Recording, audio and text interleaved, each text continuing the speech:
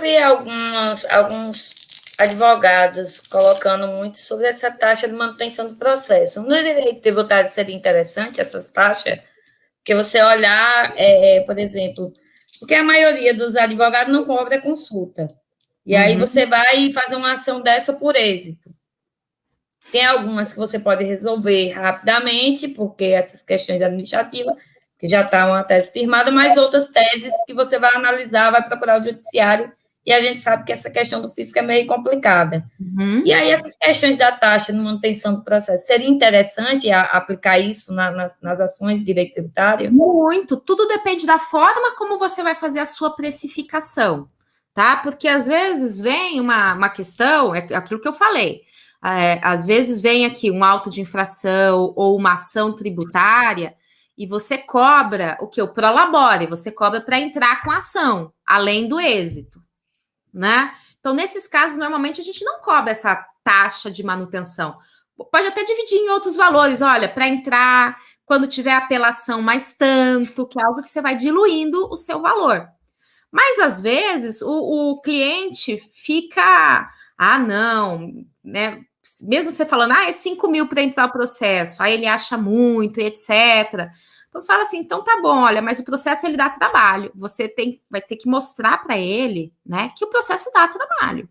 Processo, não é assim, eu entro com a ação e acabou. Não, aí vai ter a contestação, aí eu vou ter réplica, aí às vezes vai pedir para produzir provas, aí eu peço uma liminar, se não deu a liminar eu tenho que agravar, né? Se deu a liminar é a fazenda que agrava, e aí sou eu que tenho que fazer contrarrazões. Então, assim, eu tenho que fazer esse acompanhamento, até mesmo você saber, vai para julgamento, aí eu vou falar com o juiz, vou fazer memoriais, mostra para ele que existe um trabalho durante isso. Então, aí você pode, né, fazer assim, então, um valor mensal ou trimestral, porque aí você vai ter uma gestão de cobrança, né? Cobrar aí mensalmente para muitos clientes, às vezes dá um trabalhão danado. Então, você pode fazer um valor trimestral, ou pode ser mensal, né, desse acompanhamento, honorários, eu não prefiro falar taxa, não, né? Mas honorários. Honorários. Os honorários de acompanhamento do processo. E aí você, inclusive, dá o retorno para ele, porque é uma coisa muito importante que a gente percebe é o cliente sentir que ele tem a sua atenção. Independente de como foi a forma de contratação. Por quê? Porque você entrou com a ação e a gente sabe que isso vai demorar. Às vezes fica lá engavetado, né? Muito tempo. E aí o cliente até esquece do processo, esquece de você.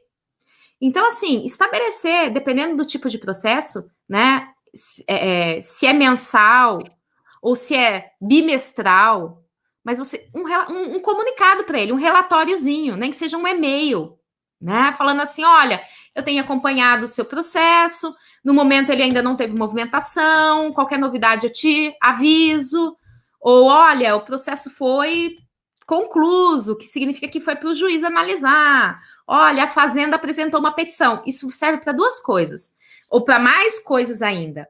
Serve primeiro para ele saber que dá trabalho, que não é só entrou com a ação e depois o juiz vai dar sentença, não, porque você vai. Agora eu vou apresentar uma contestação, tá? Agora eu vou agravar, tá? Agora eu estou fazendo uma petição esse mês, eu fiz petição de não sei o que lá. Ele tá vendo que você tá trabalhando pra caramba no processo dele. Com isso, agrega valor ao seu trabalho. Que às vezes ele não sabe que você faz tudo isso.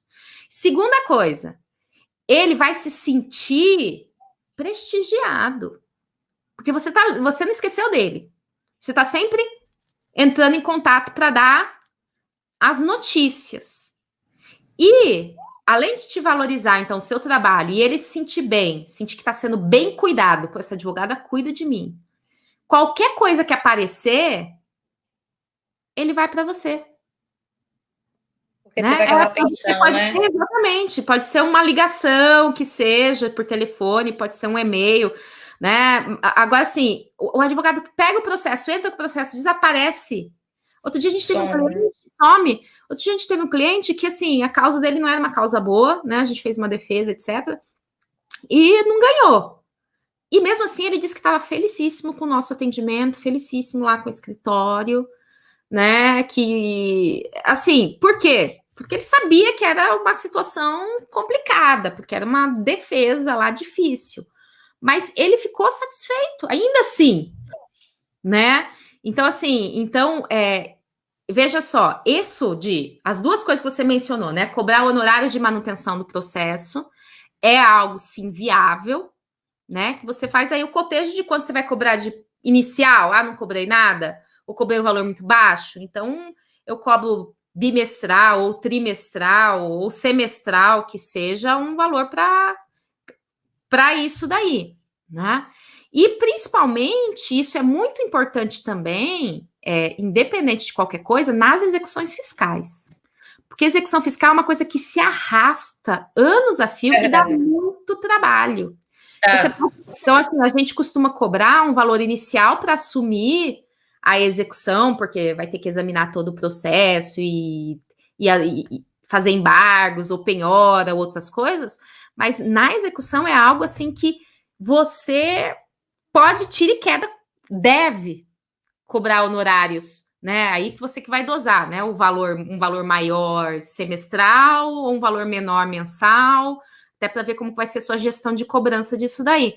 Por quê? Porque a execução às vezes é alguma coisa que não tem êxito, que o cara vai perder mesmo, mas ele precisa o quê? De alguém toda hora tentando livrar o patrimônio dele, tentando evitar o bacenjude, né? Então, assim, claro que você firma um percentual também de êxito se você conseguir derrubar a execução.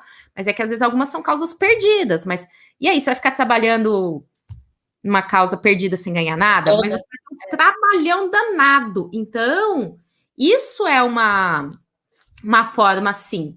Mas aí é aquilo que eu tô falando. Você sempre mantém o contato com o cliente. Coloca lá na sua agendinha, né? Faz o seu cronograma, assim, olha, todo primeira semana de cada 2 meses eu vou entrar em contato com o cliente para dizer como que tá o processo dele.